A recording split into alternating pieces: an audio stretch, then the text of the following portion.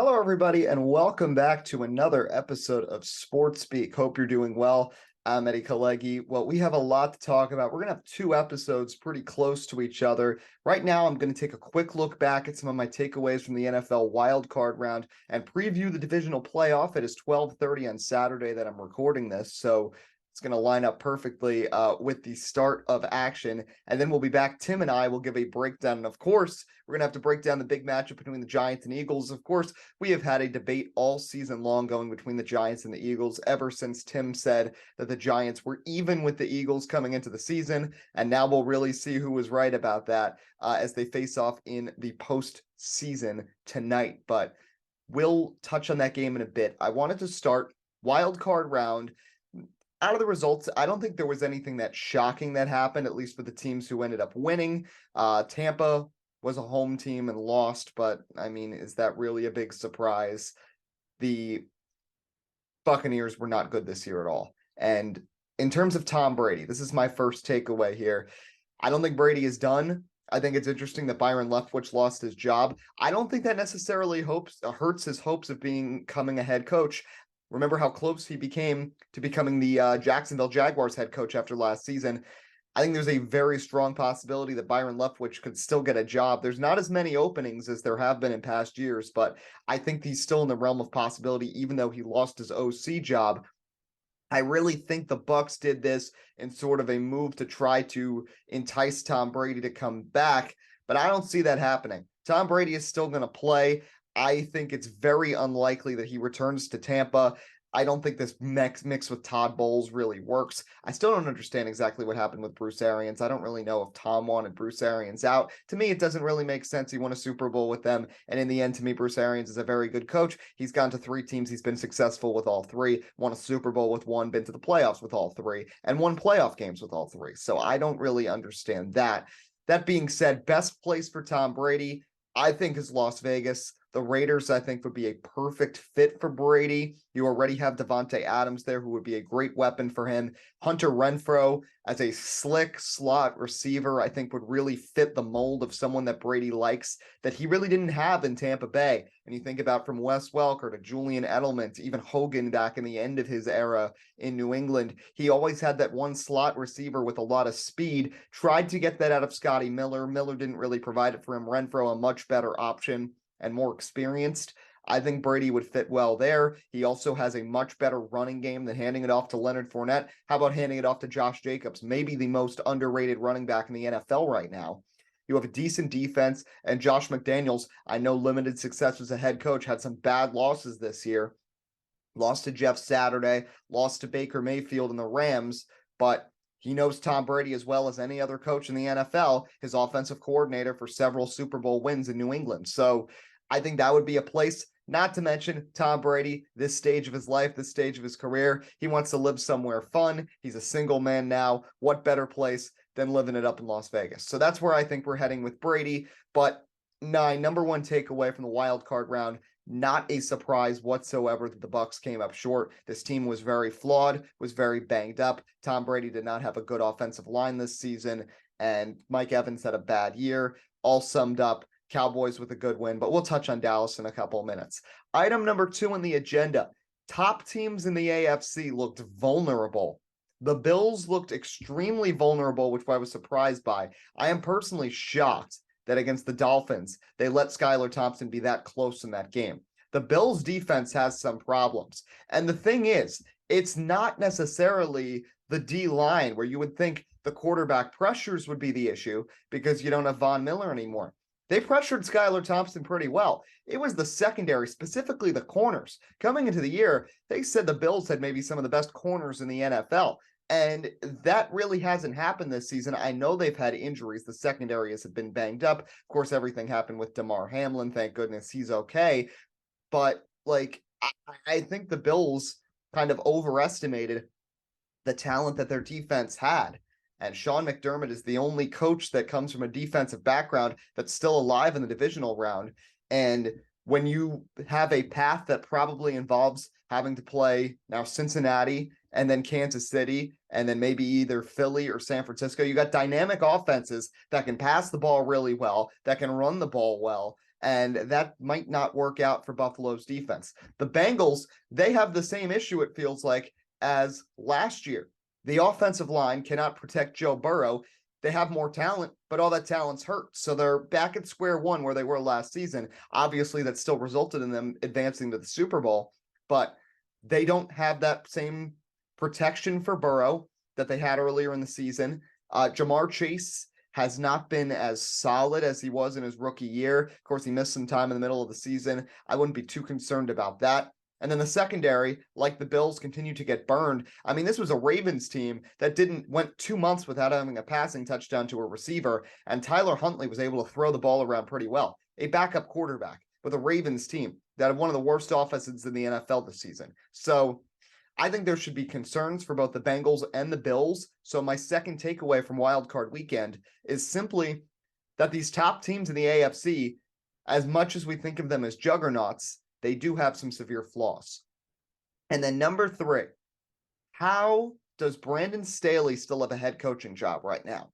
He does not seem like he's in tune with his players at all. Just look at the clip when Bosa slammed his helmet in frustration, and then for some reason Brandon Staley has to go and pick it up for him. It's just for Bosa to throw it on the ground again. I mean, that just shows he really doesn't have that connection with his players. And he escaped, and the Chargers escaped so many times this season with bad decisions still getting wins because there were some really bad teams in the NFL this year. They shouldn't have beaten the Falcons. They got very lucky that they did. And then they somehow thought they'd get away with what happened against the Broncos. But again, bad decision by Brandon Staley. Why are you playing your guys when you've already clinched not only a playoff spot, you know what seed you're going to be. You're going to be the 5 seed no matter what. What point were you trying to prove by playing your starters against Denver, a Broncos team that was already a mess, already has had so much go on this year, already fired their coach in the middle of the season, not even through his first year? Like, what are you proving by playing your stars at that point in that phase? And what happens? Mike Williams gets hurt. You lose your number 2 receiver, and that's part of the reason the Chargers offense just wasn't dynamic in the second half, because the Jaguars figured out how to stop the run. So you'd think, oh, with Justin Herbert, he could throw to his weapons. But if you drape over Keenan Allen, there's nobody else there.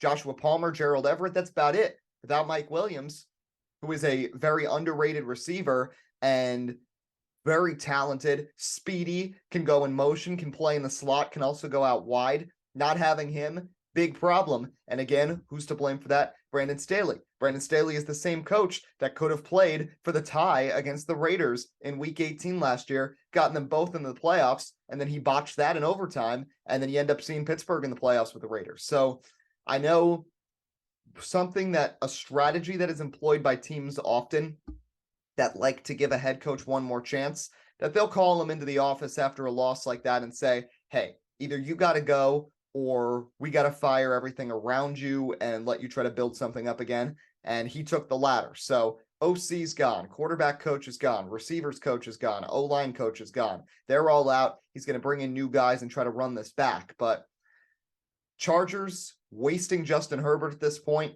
really starting to look like Phillip Rivers 2.0.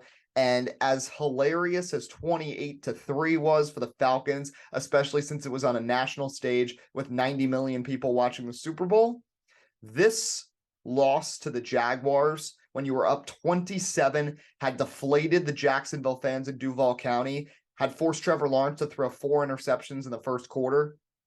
The fact that you managed to lose that game, that might be the biggest choke job in NFL history.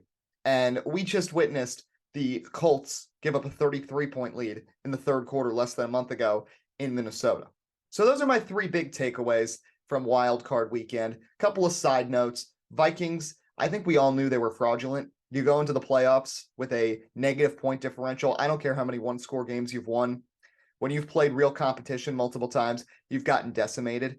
And let's also not forget, with the exception of the victory over the Giants on Christmas Eve, which, by the way, took a 61-yard field goal from Greg Joseph to get, the Vikings had played horribly against the NFC East this year. They got destroyed by the Eagles on Monday Night Football in Week 2. They lost by 40 at home to Dallas. and they barely snuck out against the Commanders, a Washington team that was really banged up for that game, and the Vikings offense couldn't get anything going. So they had history of playing very poorly against the NFC East this year. The Vikings have some real talent. I think Kirk Cousins at times is underappreciated. Justin Jefferson is the best receiver in the NFL right now, and Dalvin Cook is a top 5 running back. But this defense, of course, they fired their defensive coordinator, was Swiss cheese against good teams that could throw the ball around. And to allow the Giants with Daniel Jones to just destroy you like that at home, that's horrible. And I know the Vikings will be back. I know this year is still a major step up from what we'd seen from Minnesota over the last 2 seasons, because at least now they were winning most of the close games. Last year, they looked like a playoff caliber team, but they just couldn't close out games at the end. They were missing field goals, and just the last few minutes would always go horribly wrong. But Minnesota definitely has some problems, and I don't understand why on 4th down and 8, Kirk Cousins is only throwing the ball 3 yards. I mean, what is that? What was that play design? Throw it up for Justin Jefferson. We've seen Jefferson make some insane catches this year. Try and get it over to him. But the Giants played great defense in that game and were really able to kind of shut down the Vikings passing lane. So kudos to the Giants. Tim is not here for this episode. We'll have him on after the Giants-Eagles game for a rehash. But once again, we'll get to the Giants in a minute. So that's my main looks from wild card weekend. Only other game I didn't touch on was the 49ers beating the Seahawks. I don't think there's much to digest there. Seattle was kind of on the back burner second half of the season, didn't play all that well, but had a good year overall given the circumstances. Now they have a top 5 pick too. Essentially, we're playing with house money. Geno Smith now is going to be trying to get a contract, but they were very overmatched, and San Francisco is elite, even if Brock Purdy didn't necessarily play elite in that game. So divisional playoff, again, you can follow us on Twitter at SportsSpeak Live. That's where we'll have our pick'em. By the way it worked out, me and Tim are now tied. We're picking every game the rest of the way. So we are tied with 7 games left in the NFL season with our records. Now, first game that will happen is the Jaguars against the Chiefs. Tim is going with the Chiefs, 27-24. I think that's very realistic. I'm going to side with him and go with Kansas City. Jacksonville is going to play well. Jacksonville is going to keep it close. Let's also not forget, in very recent history, the Chiefs have had a tendency to struggle against AFC South teams in the playoffs at Arrowhead Stadium. Remember, they had to come back from double-digit deficits 2 years ago against both the Titans and the Texans at home in the postseason. I think this is going to be very similar. The Jags suddenly have some rekindled energy, and their coach, of course, as an Eagle fan, I'm going to hype him up, but Doug Peterson has won a Super Bowl before. He knows what it takes, and the Jags are a year ahead of schedule. They have the least pressure along with the Giants going into this weekend. The Chiefs, I'd argue, have the second or third most pressure. I'm going to go through that ranking in just a minute as well before we get to the other 3 games about how I rank the pressure of the 8 playoff teams that are still alive. But the Jaguars, in my opinion, have the second least pressure of the 8. With the fact that they were able to come back against the Chargers in the way that they were, there's a little added pressure because now people see that they're for real, and the Chiefs are also vulnerable too. Harrison Butker can't make kicks consistently anymore. And of course, you do not have Tyreek Hill anymore to worry about. So the Chiefs have still found a way to be dynamic. Shout out Rutgers, Isaiah Pacheco, Jerick McKinnon, Valdez-Scantling, Juju, Travis Kelce. There's certainly weapons there for Patrick Mahomes, but not having Tyreek Hill is going to have an impact, especially as you get later into the postseason. That being said, Kansas City's going to win this one. Going to be close, though. Jags might lead this game at some point. Chiefs are going to take over in the second half. Jacksonville's going to be back consistently over the next few years. Trevor Lawrence has established himself as a good NFL quarterback now, but Mahomes, it's going to be too much. And the Chiefs, the number 1 seed, will take care of business, so I agree with Tim there. Now, before I get to the other 3 games, as I said, the pressure on some of these teams varies. Let me rank them with the 8 games. Number 8, least pressure by far, is the New York Giants. This is a team that last year went 4-13 and were running quarterback sneaks on 3rd and 9 at their own 4-yard line and getting booed by their fans. Brian Dable is definitely the coach of the year. All of their questions that they had going into the season have already been answered. Brian Daboll is going to be a great coach going forwards. And now we're realizing what a role Brian Daboll played with Josh Allen, in my opinion, to make him the quarterback that he was. And we're starting to see some of that rub off on Daniel Jones. Daniel Jones is still not good, in my opinion. Daniel Jones does not deserve a 4-year deal like some of these Giants fans think. But Daniel Jones has saved himself. He's going to get himself probably a 2-year contract with the Giants for sure. He's going to stay. He has saved his job. And the Giants have realized that with the Daboll system, they can win games with that. And if Saquon Barkley stays healthy, and even though they have no receiving core, the offensive line has not been nearly as solid and consistent as it was hyped up to be. If you have a defense, if you have a team that plays hard, and you've got an aggressive coach that can strategize the game well, you can win games in a year where the NFC was kind of weak. So Giants didn't win 11 like Tim thought, but they had a good year. So I'll give them all the credit in the world, but they have the least pressure going into this weekend. Second least is Jacksonville. I already discussed that. They now have a bit more pressure because people saw what they were able to do in the second half against the Chargers. But again, young team going into Arrowhead, you can't expect that much. In terms of pressure at number 6, I'd put San Francisco. Despite the fact that the 49ers, many would argue, have the most complete team going into these playoffs, I don't think the pressure is nearly as high just because the fact that they're playing a third-string quarterback in Brock Purdy right now. If Jimmy Garoppolo was there, I'd argue they'd have the most pressure. But right now for San Francisco, they have already exceeded expectations multiple times in the playoffs when they almost won the Super Bowl a few years ago, just last season where they barely fell into a playoff spot and then were 5 minutes from making it to the Super Bowl. Kyle Shanahan has proved himself on many occasions, and I don't think there is that much pressure really at all on San Francisco heading into these playoffs. Number 5, I'd go with Kansas City. I don't think there's an immense amount of pressure on the Chiefs because Mahomes has lost Tyreek Hill. I think there's pressure on Mahomes to prove that he can do it without Tyreek. But the Chiefs as a team, they've won their Super Bowl. They're becoming a sub-dynasty, not as the dominance that New England had in the 2000s, but the Chiefs every single year are a 1 or 2 seed, and they're in the mix, and they come close each and every season. Made it to the AFC Championship last year. We're in the Super Bowl the previous 2 years before that, in the AFC Championship the year before that. They've gone that far the last 4 seasons, and if they slip up, not the end of the world, and Mahomes has already established quite the legacy. So I'll put them sort of in the middle, teetering at number 5 with the most pressure. Now, number 4, I was flipping back and forth in my head between who I'd really slide in at 4 pressure-wise. I'm going to go with the Eagles at 4, though I think the top 4 are separate from the bottom 4. The top 4 definitely have more pressure than the bottom 4. The Eagles, it's not because necessarily of the team itself, because the team has proven they can win. They just won a Super Bowl a few years ago. It's the circumstances of where they're at in the playoffs and the way the season has gone. They shouldn't have all this pressure, but 2 specific events have them here.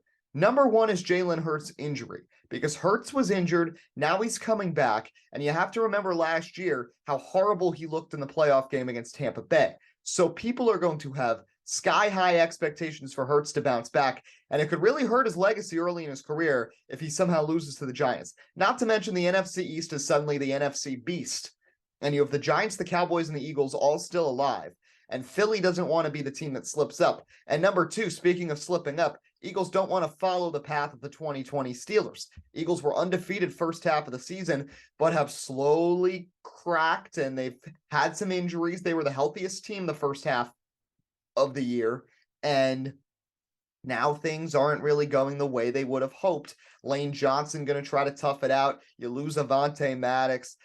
Chauncey Gardner-Johnson misses time. Of course, Jalen Hurts, Dallas Goedert. Eagles have been a little banged up. So that's why I can't move them up to 1 or 2, because they have the excuse. Also with Sirianni, they've never won a playoff game before.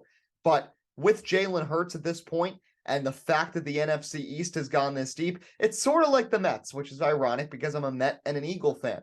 The Mets not going that far this year was not that upsetting because it was the first time they'd been in the playoffs with this group, the first time they made the postseason in the 6 years, and that in itself was an accomplishment. However, when your division is succeeding, when the Braves win a World Series, when the Phillies go to a World Series, makes the Mets look worse. Similar spot now in the NFC with the Eagles, because the Giants and the Cowboys are both still alive, and the Giants or the Cowboys making the Super Bowl makes the Eagles look worse and makes them look more fraudulent and their start to the season more irrelevant, and Jalen Hurts' play during the regular season more irrelevant. So that's why there's added pressure in the Eagles. I put them in at 4. Number 3, I go with the Bengals. People are saying, well, Cincinnati doesn't have any pressure because they made it all the way to the Super Bowl last year. They did not win it. They still are trying to win a Super Bowl. They do not want to come up short again. And like I mentioned, they're having the same problems that hurt them last season, not having an O-line, not having a good secondary, and limited directions that their offense can go because Joe Burrow is handicapped by the fact that his offensive line can't protect him and give him time in the pocket. So I think there is pressure on Cincinnati because they want to prove that they are a top team in the AFC. And, everybody's about the Chiefs versus Bills debate ever since the playoff game last year, how great both those teams are. But if the Bengals can somehow win 2 weeks in a row, make the Super Bowl 2 seasons in a row, you have to insert them into that debate. Bills can't go that far, and the Bengals might be right on par with the Chiefs if they can make the Super Bowl back-to-back years. Kansas City did it in 2019 and 2020, so why not put Cincinnati in that caliber? So there's not pressure on Joe Burrow. He's proved himself enough, but I think there's pressure on Zach Taylor and the surrounding pieces. So I put the Bengals at 3. Number 2 is the Cowboys, because Dallas had a great year. They had a few bad losses, but this Cowboys team looks more complete, far more than the teams we've seen in recent years. They play San Francisco. History says the Cowboys and the Packers are 2 teams that can't play well against the Niners in the postseason. Now, Dallas is going to look to turn things around. We all know what happened when they played San Francisco at Jerry World at the end of the game last year in the playoffs. So there is pressure on the Cowboys because Mike McCarthy, in my opinion, is still trying to save his job. I think it's much more secure after he beat the Bucs. But again, what were you expecting? Them to choke? The Bucs were 8-9 this year. The Bucs were terrible. The Bucs were only in the playoffs because they were in the worst division in football. So there is still tons of pressure. That is the only team left in the playoffs where the coach is actively fighting to keep his job. So that's why you have to put them this high. Cowboys are at number 2. And again, they haven't made the NFC Championship game since the 1990s. So they are in desperate need to turn things around in a big way this season. And then number 1 to me is the Buffalo Bills, because the Bills have won 12 plus games the last 3 years. They've come up short every time so far. They couldn't beat Patrick Mahomes in that game last season. And now you've got the momentum on your side. You've got the story on your side after what happened to Damar Hamlin. You have to use that energy, use that Bills Mafia to carry you over the top this season.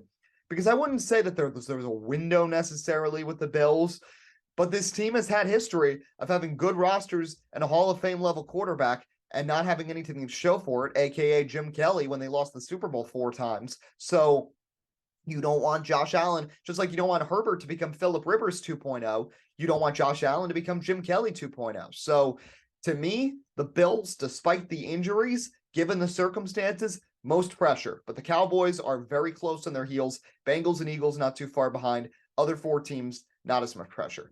So let's get back to the picks. I already told you, I agree with Tim. Chiefs are going to beat Jacksonville. Let's also not forget how great the divisional round was last season. Don't think it's necessarily going to live up to last year. There were 4 game-winning field goals in 4 games, but we're going to get close games. I don't think we're going to see a single blowout of more than 2 scores this week. I think they're all going to be close, and they're all going to be close games into the second half. Game 2, one we're all excited about. Giants and Eagles. Now, personally, I feel bad because, of course, you may have seen it. I hit the gritty in the end zone at US Bank Stadium, and maybe that's what cursed the Vikings and got the Giants into the next round. So now the Giants are still here, and I have to deal with Tim Moore for 3 hours tonight being all hyped up, but I'm not really too concerned. Of course, he picked the Giants to win. Of course, I am picking the Eagles to win. The Philadelphia Eagles are the number 1 seed. They have beaten the Giants twice this year. Will it be closer than the first time they played when Jalen Hurts was healthy? Absolutely, because the Giants are playing well, and Brian Dable is going to lock down and make adjustments, and he clearly made adjustments the second time they played Jalen Hurts. And oh, by the way, they're going to target Jalen Hurts' injured shoulder. And I'm not saying that's a bad thing. That's what a defense should do.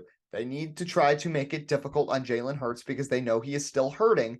And week 18, when they played, the Eagles were afraid to have Jalen Hurts run. Jalen Hurts was not a mobile quarterback in that game. And not having that mobility is why the Eagles only won that game by 6 points, because Hurts being able to get out wide with his legs, get some yards, cut up field, that's what makes him so scary. That's what made him an MVP candidate this season. If he can't do that and he's just a pocket passer, he is not nearly as lethal, and the Eagles offense loses an entire element. Now, Boston Scott will probably score a touchdown in this game, as he typically does against the Giants, but I think it's going to be close. I think the Eagles are going to win by about 10 and stretch it out at the end of the game, but it's going to be close. And I think there's a chance even the Giants lead this game at halftime, just because New York is feeling good right now. They're very well coached, and they're getting those kind of surprise heroes. Isaiah Hodgins had the big game against Minnesota. It's going to be interesting. I have to credit Tim. The Giants have done much better than I suspected and most people suspected. He was right on that, but they're still not on par with the Eagles. Philly rolling, fly Eagles fly, Eagles to the NFC Championship.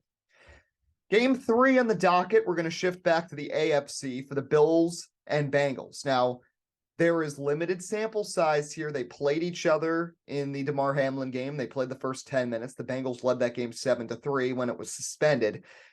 Joe Burrow was able to pass the ball well, though, against the Bills secondary. And the Bengals offensive line was still torn up in that game. Not as bad as it is now, but they were missing a starter. Now they're missing multiple starters. Some people are saying that the Bills are going to roll because A, they have the storyline, B, they have the momentum, and C, the last time a star quarterback was missing both tackles in a postseason game was Patrick Mahomes against the Buccaneers in the Super Bowl. And we all know how that ended. But to me, this is different.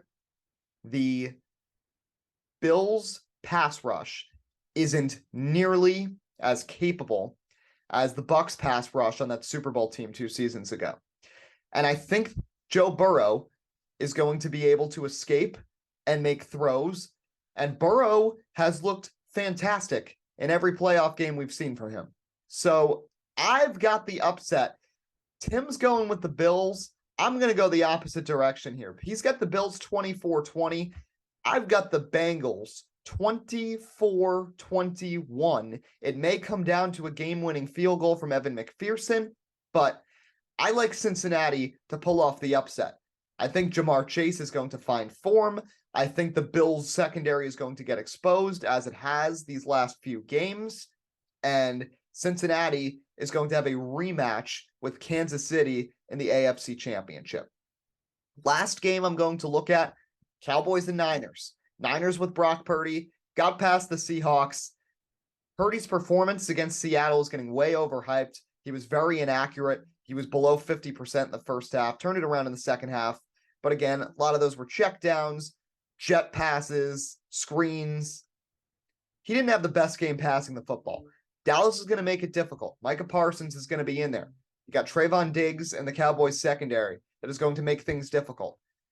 But the fact that the 49ers have the number of weapons that they do is why I have to give them the edge. Deebo Samuel, Brandon Ayuk, Jaron Jennings, George Kittle, Christian McCaffrey, Elijah Mitchell. There are so many different ways that San Francisco can beat you, that you can throw so many different quarterbacks into that system and they thrive. The fact that Brock Purdy has just slid in as the last draft pick this past April, and looks like they did not even skip a beat with Jimmy Garoppolo's injury, just shows what a system San Francisco has. Not to mention they have a top defense. Dak Prescott had a huge legacy game against Tampa Bay with the 5 total touchdowns, but he is going to face immensely more pressure from the San Francisco defense than he did from Tampa Bay. Dak Prescott is not going to have nearly the same success. It's going to be close. The Cowboys are not going to get embarrassed. I think this game's going to come down to the final possession or so, but the 49ers Again, the difference is going to be that trade for Christian McCaffrey. What a move that was. What a great timing move that was to get him at the deadline when the Panthers were willing to sell and didn't really want all that much because McCaffrey has had a history of injury. Guess what? He stayed completely healthy since he went to San Francisco, and he's been dynamic as a pass catcher and a runner. And I think he's going to have a touchdown of each in this game. And San Francisco is going to beat Dallas. Tim's going with Dallas. So the only game that me and him have consensus on is Kansas City beating Jacksonville. Other three, we're divided upon. And we are tied right now in the pick'em standings. So this could get interesting, but I have Chiefs Bengals in the AFC title game, Niners Eagles out of the NFC. Tim's got Giants Cowboys and Chiefs Bills. So we'll see how it all shakes out. That's it for this episode. A reminder, we will have another one very, very soon with our reaction to Giants Eagles, and we'll talk some more postseason. It's been a fun time. We'll get to some other topics. NASCAR just a couple of weeks away. Baseball, some crazy things been happening. I don't know why the Marlins traded for Luis Arias and gave up Pablo Lopez when they were so stringent and hell-bent on hanging on to Pablo Lopez at the deadline when the Yankees wanted him and were offering them a lot, and then trade away 2 prospects as well. But I'll digress for now. That'll be it for this episode. Reminder, follow us on Twitter at SportsSpeak Live. Also, shout out Andrew Bellows for winning our inaugural SportsSpeak Fantasy Football League Championship. Joshua Franks finished 10th. We're still trying to figure out what the punishment will be for him. We will have an update on that on a future episode. But I'm Eddie Kalegi signing off. Hope you enjoyed SportsSpeak. Enjoy the games this weekend. NFL Divisional Playoff Round.